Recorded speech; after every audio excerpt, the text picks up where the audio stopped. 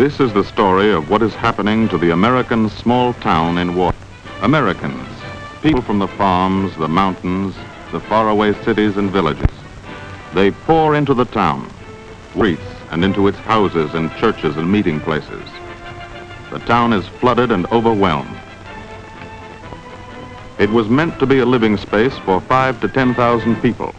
20,000, 30,000, 40,000 people roll into it, double up in its houses, camp on its outskirts.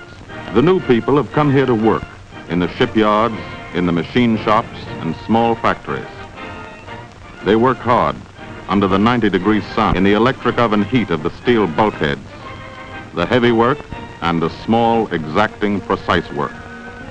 Then they come off the shift, a friendly, good-natured army, but an army almost without organization. The small community is overwhelmed. Every power plant, pumping station, and grocery store pushed to the limit. They stand in line at the post office, sending money home to the cities and the hill farms. They line up with their laundry. In 3 weeks, they may get it back. Lunch counters jammed up. People being turned away from the diners. They swim on schedule. The lifeguards herd them out. Working in shifts and swimming in shifts.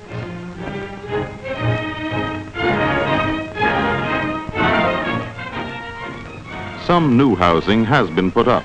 It's comfortable enough, but the people haven't been able to get together yet. They live in their separate cells. People need other people. They need a get-together. A little fun, a little swapping of talk and goodwill. They want to feel that they belong. The new community, the community of townspeople and new people, has not yet been built.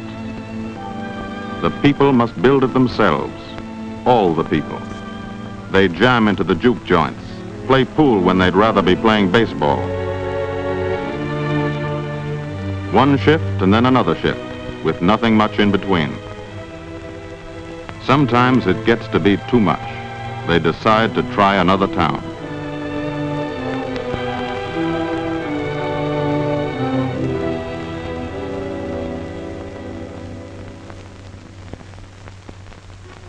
This is another town, a town where the people are doing something about it.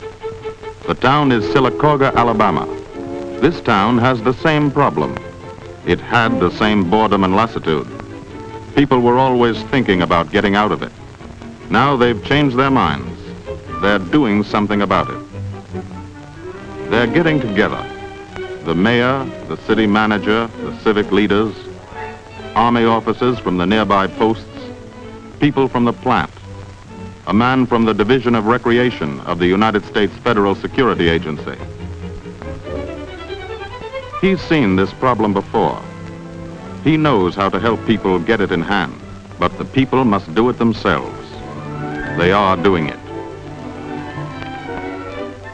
They hunt up rooms and boarding places for the newcomers.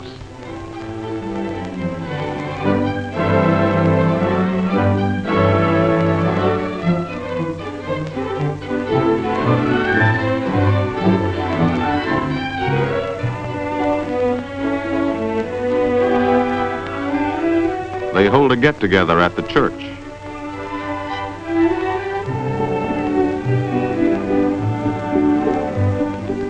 The local police help out as guides and advisors.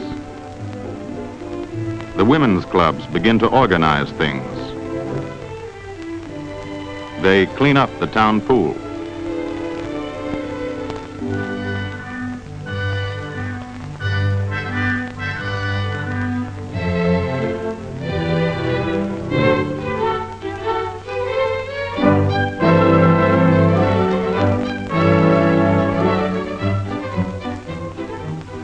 Tennis,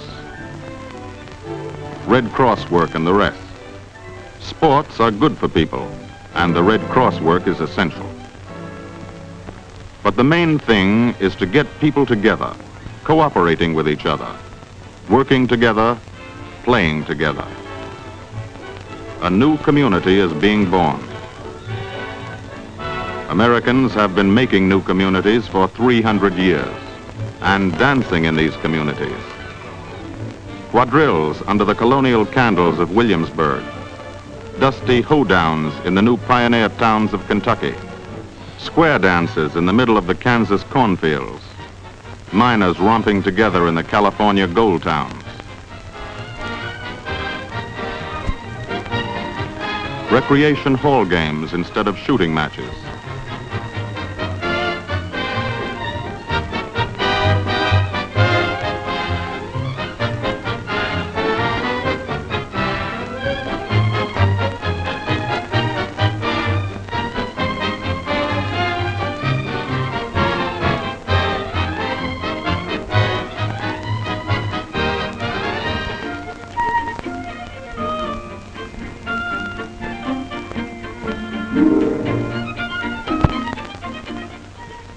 Nutrition programs instead of recipe swapping. But the impulse is the same. The tradition is the same.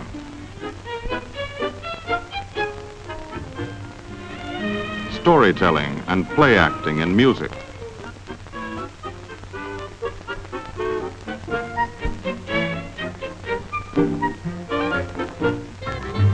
The Negro Boys and Girls Band.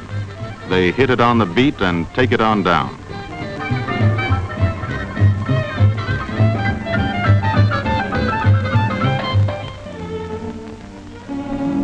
The children dancing and speaking pieces.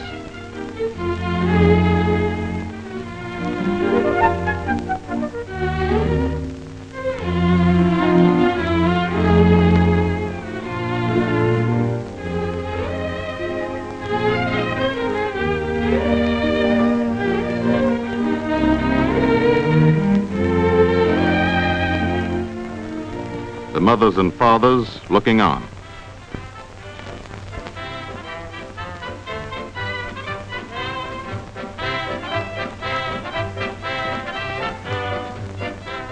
They remember the bond dances too.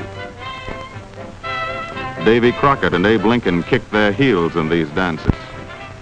The Americans haven't forgotten how. Pop Goes the Weasel and Turkey Wing and the Soldier's Reel. One community did this, one town full of people who belonged there and people who wanted to belong made a new community.